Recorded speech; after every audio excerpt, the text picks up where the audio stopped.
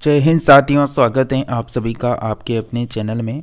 Friends, हम बात कर रहे थे Bihar SSC inter level exam 2024 के बारे में। दोस्तों, आप सभी को बता दें, जैसा कि आप सभी को पता होगा, लगातार अगर आप सभी डीबीटी को यानी देख रहे हैं तो दोस्तों हम लगातार प्रैक्टिस सेट कर रहे हैं और आज का प्रैक्टिस सेट होगा हमारा 55 नंबर का। 54 अब तक हमारे प्रैक्टिस सेट हो चुके हैं। दोस्तों, आपको बता दें, जैसा कि बिहार पुलिस का एग्ज़ाम है, साथ ही बिहार एसएससी का एग्ज़ाम है, साथ ही एक और एग्ज़ाम है जो 12th पास है, बिहार सचिवालय शायद ग्रुप डी का एग्ज़ाम होगा, तो वो भी लगभग अभी भी उसकी भी एग्ज़ाम नहीं हुई है। तो आपकी एग्ज़ाम लग रहा है कि लगभग बोर्ड एग्ज़ाम निकलने के बाद हो सकता है कि आपका एग्ज़ाम ले लिया जाए। तो आप सभी फ्रेंड्स एग्ज़ाम का इंतज़ार न करके कंटिन्यू आपकी जो भी तैयारी है उसको बनाए रखें और जो भी आपने पढ़ रखा है उसका रिवीजन निकालते रहें और जो भी डीपीटी निकाल रहे हैं उसको भी लगातार कंटिन्यू रखें। तो चलिए फ्रेंड्स, हम बात करेंगे यहाँ पर जीके, जीएस और करंट अफेयर्स की। तो दोस्तों, जीके जीएस की अगर आप लगातार डीपीटी देखना चाहते हैं, डेली प्रैक्टिस सेट देखना चाहते हैं, तो चैनल को सब्सक्राइब करके घंटी के बटन को ऑल में कर लें, ताकि जब भी हमारा कोई सा भी प्रैक्टिस सेट आए तो आपको उसका नोटिफिकेशन लगातार मिलता रहे। तो चलिए, आप सभी के लिए फर्स्ट प्रश्न है, निम्नलिखित में से मानव विकास सूचकांक किस अर्थशास्त्री की देन है? तो ह्यूमन डेवलपमेंट इंडेक्स किस अर्थशास्त्री की देन है फ्रेंड्स? तो बताइए फ्रेंड्स, क्या आंसर आ सकता है आप सभी का? बिल्कुल करेक्ट आंसर हो जाएगा आप सभी का ऑप्शन नंबर ए, महबूब उल हक यहाँ पर बिल्कुल अर्थशास्त्री जो हैं उनकी देन है मानव विकास सूचकांक। नेक्स्ट बात करेंगे, एक स्वच्छ मनुष्य के शरीर में जो रक्त है उसकी कुल मात्रा उसके वजन के कितने प्रतिशत होती है? एक स्वच्छ मनुष्य के शरीर में रक्त की कुल मात्रा उसके वजन का कितना प्रतिशत होती है? बिल्कुल 7% होती है। बी ऑप्शन करेक्ट आंसर हो जाएगा आपका। नेक्स्ट है कि निम्नलिखित में से कहाँ से एक ही कब्र में यानी कहाँ से एक ही कब्र से 3 मानव कंकाल निकले हैं? तो कौन सा स्थान होगा जहाँ से एक ही कब्र से 3 मानव कंकाल निकले? करेक्ट आंसर है बिल्कुल Damdama, option number B correct answer हो जाएगा आप सभी का। नेक्स्ट है, आदि मानव ने सबसे पहले क्या सीखा था? आदि मानव ने सबसे पहले क्या सीखा था? पशुओं को पालना, अनाज उगाना, पहिया बनाना, आग जलाना। करेक्ट आंसर हो जाएगा डी ऑप्शन, आग को जलाना। नेक्स्ट है, वर्तमान में भारत की राष्ट्रीय आय का प्रमुख क्षेत्र निम्नलिखित में से कौन सा है? वर्तमान में जो भारत की राष्ट्रीय आय है उसका प्रमुख क्षेत्र कौन सा है? करेक्ट आंसर है फ्रेंड्स, सेवा का क्षेत्र है। डी ऑप्शन करेक्ट आंसर हो जाएगा। फ्रेंड्स, अगर आपको किसी भी प्रश्न में डाउट लगता है तो आप सभी कमेंट करके पूछ सकते हैं, अपने डाउट को क्लियर कर सकते हैं। नेक्स्ट प्रश्न है, निम्नलिखित में से सुरेश तेंदुलकर समिति का संबंध किससे है?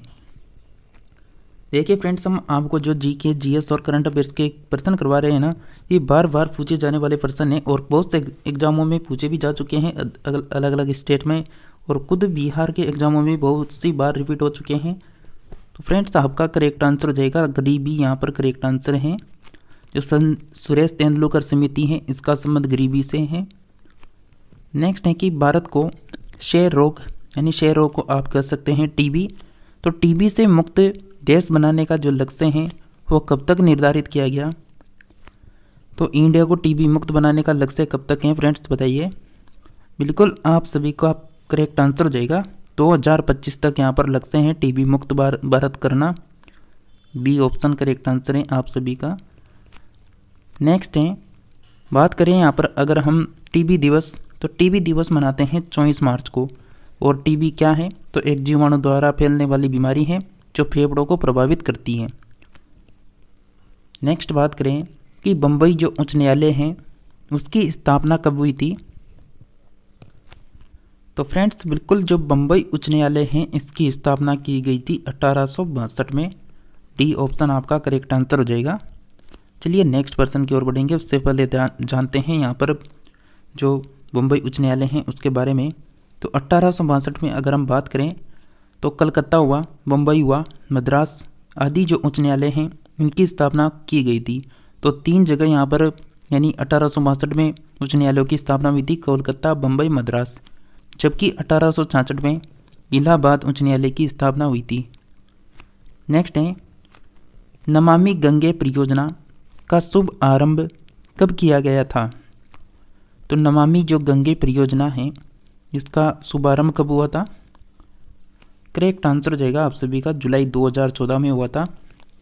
नेक्स्ट है निम्नलिखित में से पीने के पानी के लिए सत्याग्रह करने वाला एकमात्र सत्याग्रह कौन थे। यानी पीने के पानी के लिए सत्याग्रह करने वाले एकमात्र सत्याग्रह कौन थे यहाँ पर। करेक्ट आंसर हो जाएगा आप सभी का बिल्कुल doctor Bhimrao Ambedkar. Correct answer हो जाएगा सी ऑप्शन। नेक्स्ट बात करेंगे। नेक्स्ट पर्सन देखने से पहले आपको इस नोट के बारे में बता दें। आपको बता दें कि जो 20 मार्च 1927 को जो महाड़ शहर है वहाँ पर अछूत समुदाय को भी शहर की चौधार यानी तालाब से पानी न लेने का अधिकार दिलाने के लिए सत्याग्रह चलाया गया था।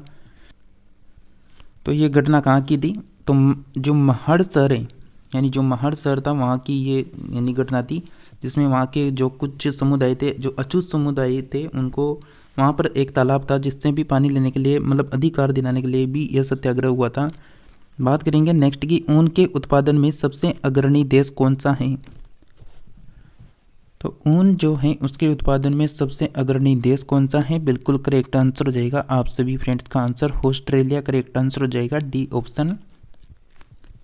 नेक्स्ट बात करें कि भारतीय संविधान की 8वीं अनुसूची में नेपाली, मणिपुरी, कोंकणी आदि भाषाओं को किस संविधान संशोधन के द्वारा जोड़ा गया था। तो भारतीय संविधान की 8वीं अनुसूची जिसमें नेपाली है, मणिपुरी है, कोंकणी भाषा है, जिसमें संविधान किस संविधान संशोधन के द्वारा जोड़ा गया। करेक्ट आंसर हो जाएगा आप सभी फ्रेंड्स का 71वें संविधान संशोधन के द्वारा जोड़ा गया था। 1992 में क्या हुआ, नेपाली, मणिपुरी जो कोंकणी भाषा थी इनको जोड़ा गया था। बात करें यहाँ पर 2003 में 92वें संविधान संशोधन द्वारा संथाली, मैथिली, बोडो, डोगरी आदि भाषाएं 8वीं अनुसूची में जोड़ी गई थी 2003 में 92वें संविधान संशोधन के तहत। नेक्स्ट बात करें कि भारतीय राष्ट्रीय कांग्रेस की स्थापना कब हुई थी। तो भारतीय राष्ट्रीय जो कांग्रेस है इसकी स्थापना कहाँ पर हुई थी। करेक्ट आंसर हो जाएगा बम्बई में हुई थी। स्वदेशी एवं बहिष्कार आंदोलन का संबंध किससे है। स्वदेशी और बहिष्कार जो आंदोलन है इसका संबंध है बंगाल के विभाजन से। बात करें लाचोंग उत्सव भारत के किस राज्य में मनाया जाता है। लाचोंग उत्सव भारत के किस राज्य में मनाते हैं। करेक्ट आंसर होगा सिक्किम राज्य में मनाते हैं। डी ऑप्शन आपका करेक्ट आंसर है। बात करें कि किस जीव में कान का पर्दा नहीं होता। तो ऐसा कौन सा जीव है जिसमें कान का पर्दा नहीं होता है। बिल्कुल सांप जो होता है उसमें कान का पर्दा नहीं होता है। नेक्स्ट बात करेंगे नेपोलियन बोनापार्ट किस वर्ष सम्राट बना। जो नेपोलियन बोनापार्ट था वो किस वर्ष सम्राट बना, किस समय शासक बना। तो बिल्कुल करेक्ट आंसर है 1804 में बना था। नेक्स्ट है वाटरलू की लड़ाई कब लड़ी गई थी। वाटरलू की जो लड़ाई है वह हुई थी 1815 में। नेक्स्ट बात करेंगे उससे पहले जानते हैं वाटरलू की जो लड़ाई है ये 18 जून 1815 में लड़ा गया था। नेपोलियन का ये अंतिम युद्ध था। एक तरफ फ्रांस था तो दूसरी तरफ ब्रिटेन, रूस, प्रसा, ऑस्ट्रेलिया, हंगरी की सेना थी। युद्ध में हारने के बाद नेपोलियन ने आत्मसमर्पण कर दिया था। तो ये था वाटरलू का युद्ध जो 18 जून को हुआ था। और इसमें आप देख सकते हैं एक तरफ फ्रांस था, दूसरी तरफ ब्रिटेन, रूस, प्रसा, ऑस्ट्रेलिया, हंगरी की सेना थी जिसमें नेपोलियन ने आत्मसमर्पण करना पड़ा। नेक्स्ट बात करें कि भारतीय रेलवे का राष्ट्रीयकरण कब हुआ था। तो भारतीय रेलवे का राष्ट्रीयकरण किया गया था 1950 में। जो राष्ट्रीयकरण हुआ वो भारतीय रेलवे का राष्ट्रीयकरण हुआ था 1950 में। नेक्स्ट बात करेंगे कि भारतीय संसद को मौलिक अधिकारों में संशोधन करने का अधिकार किस संविधान संशोधन के द्वारा दिया गया है। तो भारतीय संसद को मौलिक अधिकारों में संशोधन करने का जो अधिकार दिया गया था ये किस संशोधन के द्वारा दिया गया था। करेक्ट आंसर आ जाना चाहिए आप सभी फ्रेंड्स का 24वां संविधान संशोधन option number A correct answer हो जाएगा।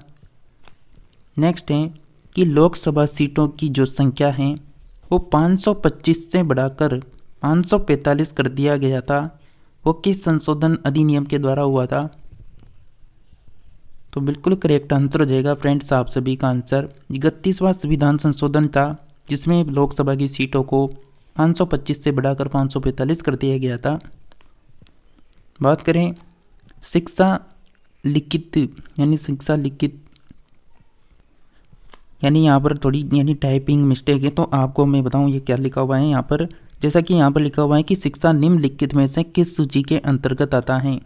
राज्य सूची, संघ सूची, समवर्ती सूची या फिर अवशिष्ट विषय। तो जो शिक्षा है एक किस सूची के अंतर्गत आएगा? बिल्कुल करेक्ट आंसर हो जाएगा समवर्ती सूची, यहाँ पर करेक्ट आंसर हो जाएगा सी ऑप्शन। नेक्स्ट बात करें कि संविधान संशोधन के द्वारा राष्ट्रपति को मंत्रिपरिषद की सलाह मानने के लिए बाध्य कर दिया गया है।